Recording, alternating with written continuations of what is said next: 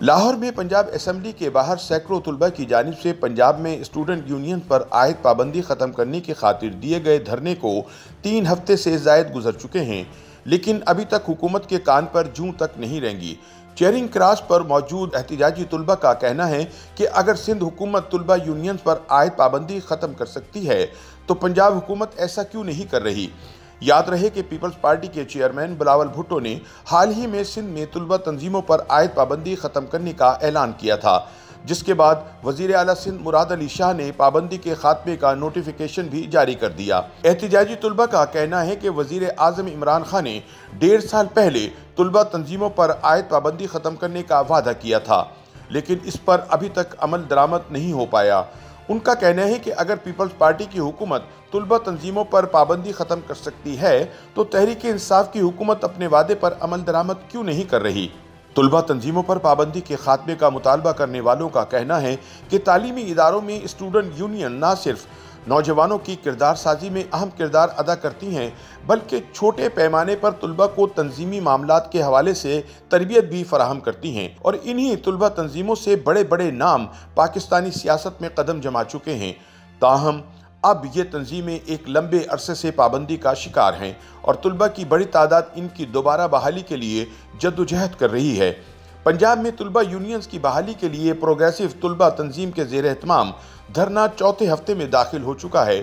اپنے مطالبات کی سنوائی نہ ہونے کے بعد طلبہ تنظیموں نے عدالت سے بھی رجوع کا فیصلہ کیا ہے۔ لاہور میں پنجاب اسمبلی کے سامنے چیئرنگ کراس پر دھرنا دیے طلبہ کا کہنا ہے کہ وہ سندھ کے تعلیمی اداروں میں طلبہ یونینز کی بحالی کے اقدام کا خیر مقدم کرتے ہیں، لیکن سوال یہ پیدا ہوتا ہے کہ پنجاب جو پاکستان کا سب سے بڑا صوبہ ہے، وہاں طلبہ کا استحصال کیوں کیا جا رہا ہے اور دیگر صوبوں میں حکومت طلبہ یونینز کی بحالی میں کیوں دلچسپی نہیں لیتی؟ طلبہ کا کہنا ہے کہ 3 ہفتوں کے احتجاج کے باوجود بھی کسی حکومتی عہدیدار نے اب تک ان کی بات نہیں سنی۔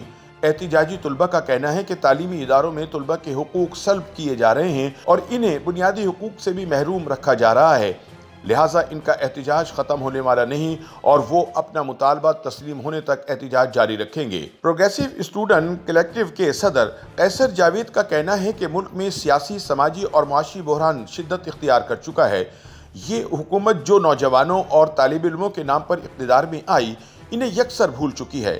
قیصر جاوید نے کہا کہ 3 ہفتوں سے جاری اس دھرنے نے ثابت کر دیا ہے کہ ریاست کا طالب علموں کے ساتھ تعلیم اور شہریت کا رشتہ نہیں بلکہ حاکمیت اور لوٹ مار کا ہے۔ پروگریسو اسٹوڈنٹ کلیکٹیو کے رہنما نے اپنے مطالبات پیش کرتے ہوئے بتایا کہ وہ چاہتے ہیں کہ طلبہ سے لی جانے والی ہیلتھ فیس کے بدلے انہیں علاج کی مفت سہولت مہیا کی جائے، انہیں ٹرانسپورٹ کرایوں میں 50% رعایت دی جائے، ہراسانی کمیٹیوں میں طلبہ کو نمائندگی دی جائے، طلبہ کی جبری گمشدگیوں کی روک تھام کو یقینی بنایا جائے۔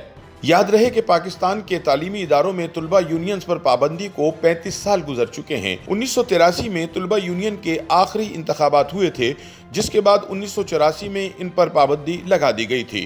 جنرل ضیاء الحق کے دور میں پابندی سے پہلے جامعات اور کالجوں میں طلبہ یونین کی سرگرمیاں باقاعدہ سالانہ انتخابات کے ذریعے ہوتی تھیں۔ YouTube پر گوگلی نیوز دیکھنے کے لیے youtube.com کی سرچ بار میں googly news T V type کریں۔ گوگلی نیوز کے پیج پر سرخ رنگ کے سبسکرپشن والے بٹن پر کلک کرنا نہ بھولیے۔ YouTube پیج پر اپلوڈ ہونے والی ویڈیوز سے باخبر رہنے کے لیے بیل آئیکن پر کلک کیجیے۔ آپ کو ہر نئی ویڈیو کے بارے میں نوٹیفیکیشن موصول ہو جائے گا۔